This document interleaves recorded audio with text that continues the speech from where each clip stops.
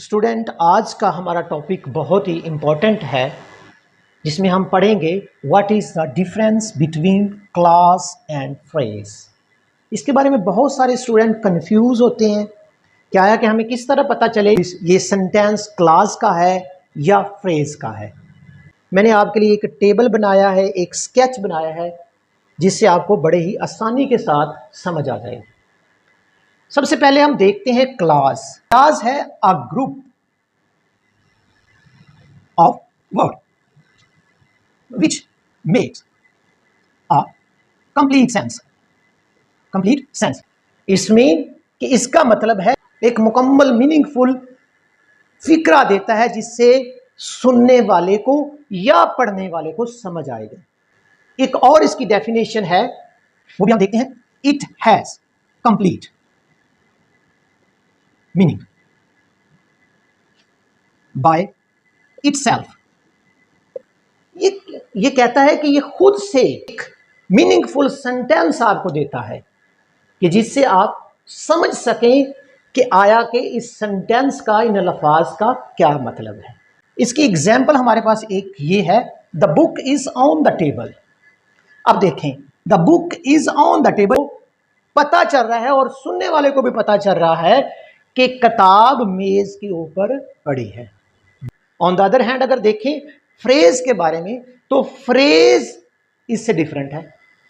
ये एक मजमुआ तो है, ये हमने देखा, ये मजमुआ तो है, ये सेंटेंस का हिस्सा तो है, लेकिन इसके मीनिंग कुछ अलग है।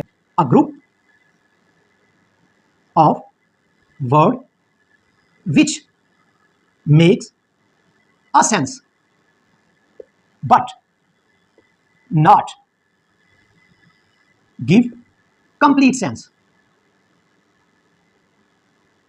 लो जी, but not give a complete sense. वो कहता है कि इसके अंदर एक मानी तो है, मानी तो होगा, लेकिन ये क्लियर नहीं करेगा कि आया कि उसने बात क्या कही है और कहना क्या चाहता है। ये जो लिखा गया है, लिखने वाला बताना क्या चाहता है। अगर हम इसको कंप्लीट करें कि कैसे ये अनकंप्लीट है, ये मुकम्मल सेंस नहीं है, तो मैं आपको क्लियर करवाता हूं। यहां पे एग्जांपल देखते हैं। आई रीड अ बुक, कि मैं पढ़ता हूं एक किताब। अब ये मुकम्मल सेंस बनेगी और ये क्लास में चली जाएगी। ये क्या हो जाएगा?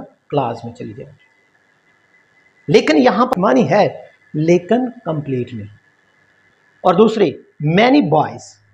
अब मैनी बॉयज एक मानी है, एक बता रहा है कि बहुत सारे लड़के क्या कर रहे हैं, क्या करना चाहते हैं, ये नहीं बता रहा। फ्रेज के अंदर कोई नाम आ जाता है तो वो नाउन फ्रेज कहलाएगा। फॉर एग्जाम्पल, अ बुक एक नाउन है, मैनी बॉयज, यहां बॉयज क्या बन गए? एक नाउन फ्रेज हो गए। अगर हम इसकी सेकंड काइंड के बारे में बात करें तो आती है एडजेक्टिव फ्रेज। एडजेक्टिव फ्रेज क्या होती है? ऐसी फ्रेज जिसके अंदर किसी की खूबी बयान की गई हो, जैसा कि आ वेरी गुड बॉय। यहां पे अगर दूसरी एग्जांपल लें तो आई सा ब्यूटीफुल बर्ड। अब ब्यूटीफुल जो है इसकी खूबी है। इसके बाद हम देखते हैं एडवर्ब फ्रेज, कि कुछ ऐसे फ्रेज भी होते हैं जो एडवर्ब फ्रेज होते हैं, जैसा कि very slowly, very fast, she goes very slowly. इसके बाद वर्ब फ्रेज। वर्ब फ्रेज वो होता है जिसके अंदर हेल्पिंग वर्ब और वर्ब मिलकर काम कर रहे हो। और अगर हम प्रेपोजिशनल फ्रेज की बात करें तो प्रेपोजिशनल फ्रेज में ऑन द टेबल, यानी कोई भी ऐसा prepositional word, on, in, at, under, ये सारे लफ्ज अगर आते हैं स्टार्ट में तो वो प्रेपोजिशनल फ्रेज होगा। डिपेंडेंस क्लास क्या होता है, इसके बारे में हम देखते हैं। इंडिपेंडेंस क्लॉज की अगर डेफिनेशन देखें तो डेफिनेशन ये होगी,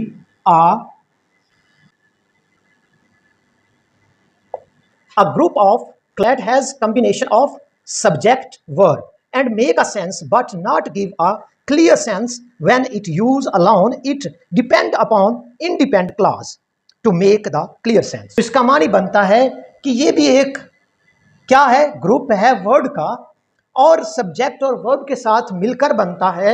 जब ये मिलकर बनता है तो ये सेंस देता है लेकिन क्लियर नहीं देता।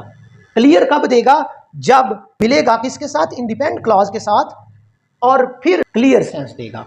देखते हैं एग्जाम्पल हमारे पास है, when he arrived at home, जब वो पहुंचा, एट होम घर, जब वो घर पहुंचा। अब यहां पर एक मानी तो है कि जब वो घर पहुंचा, मुकम्मल मानी नहीं है, लेकिन जब किसी के साथ मिलेगा, किसके साथ, इंडिपेंडेंट क्लॉज के साथ मिलेगा, तो देन ये मीनिंगफुल होगा। एग्जाम्पल देखते हैं, इसी एग्जाम्पल को हम देखते हैं कि जब मिलता है तो क्या बनेगा, when he arrived at home, जब वो घर पहुंचा तो फिर क्या हुआ, ही टॉक टू मी, उसने मुझसे बात की। बात क्लियर हुई कि जब वो किसी के साथ इंडिपेंडेंट क्लॉज के साथ मिलेगा तो फिर बात को क्लियर करेगा।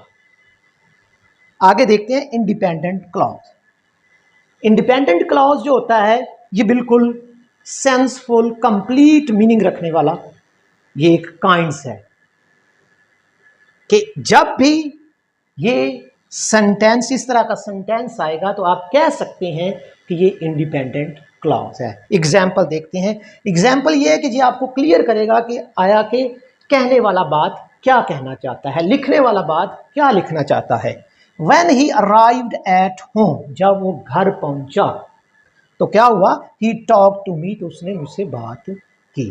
बात क्लियर हुई कि जब वो घर पहुंचा तो उसने मुझसे बात की। अब ये बात कहने वाले को पता चलेगा कि आया के कहने वाले ने क्या की है या लिखने वाले ने क्या लिखा है। उम्मीद करता हूँ ये आपको वीडियो अच्छी लगी होगी। अगर अच्छी लगी हो तो मेरी वीडियो को लाइक कीजिए, शेयर कीजिए ताकि आने वाली हर वीडियो आप तक बआसानी पहुँच सके।